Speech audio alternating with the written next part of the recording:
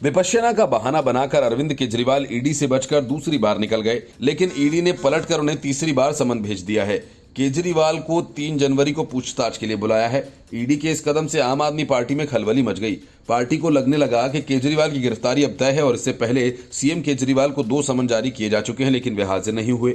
उन्होंने खुद के शहर से बाहर होने और नोटिस को अवैध करार दिया था। तीसरे समन के बाद एक बार फिर आम आदमी पार्टी का कहना है कि ये समन गैर कानूनी और राजनीति से प्रेरित है, क्योंकि केजरीवाल विपश्यना पर हैं। ऐसे में न तो उन्हें समन मिल सकता है और न ही वे कोई जवाब दे सकते हैं।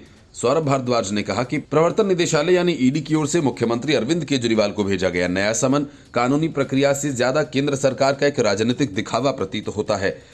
केजरीवाल ईडी की ओर से जारी दूसरे समन के बावजूद जांच एजेंसी के सामने पेश नहीं हुए थे, लेकिन इसके एक दिन बाद ही उन्हें दिल्ली शराब नीति मामले में नया नोटिस जारी किया गया।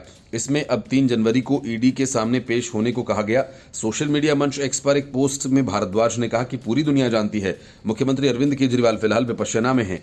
ईडी को भी ये बात अच्छी तरह से मालूम है। केजरीवाल को समन नहीं दिया जा सकता, क्योंकि जब वो 10 दिन के लिए विपश्यना में और इस दौरान उनके पास संचार का कोई माध्यम नहीं, तो भला वो कैसे इस समन का जवाब देंगे। भारद्वाज ने कहा कि ये समन कानूनी प्रक्रिया से ज्यादा केंद्र सरकार का राजनीतिक दिखावा प्रतीत होता है। प्रवर्तन निदेशालय फॉरेन एक्सचेंज मैनेजमेंट एक्ट यानी फेमा के तहत कार्रवाई करती है। ये केंद्रीय एजेंसी आपराधिक श्रेणी वाले फाइनेंशियल फ्रॉड और मनी लॉन्ड्रिंग से जुड़े मामलों की भी जांच करती है। एजेंसी के पास मनी लॉन्ड्रिंग के आरोपियों के खिलाफ संपत्ति और उनकी प्रॉपर्टी को कब्जा करने और यहां तक कि गिरफ्तारी करने का भी अधिकार है। गैर कानूनी फाइनेंशियल एक्टिविटीज को अंजाम देने वाले इसके रडार पर होते हैं।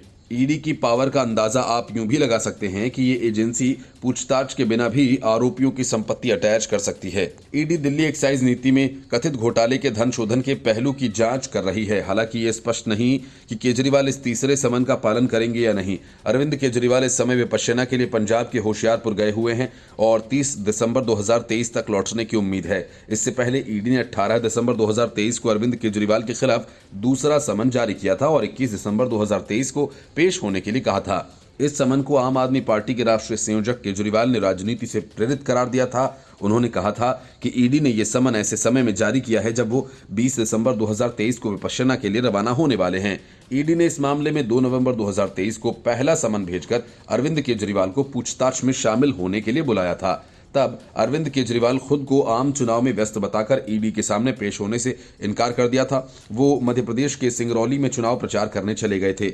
इस मामले में जेल में बंद अरविंद केजरीवाल के करीबी साथियों और आम आदमी पार्टी के वरिष्ठ नेताओं संजय सिंह और मनीष सिसोदिया ने दोनों जमानत के लिए याचिका दाखिल की थी। हालांकि कोर्ट ने उनकी याचिका खारिज कर दी थी। संजय सिंह को 10 जनवरी 2024 तक न्यायिक हिरासत में भेज दिया गया है, जबकि मनीष सिसोदिया की सुनवाई 19 जनवरी 2024 को होगी। Bureau report, news of India.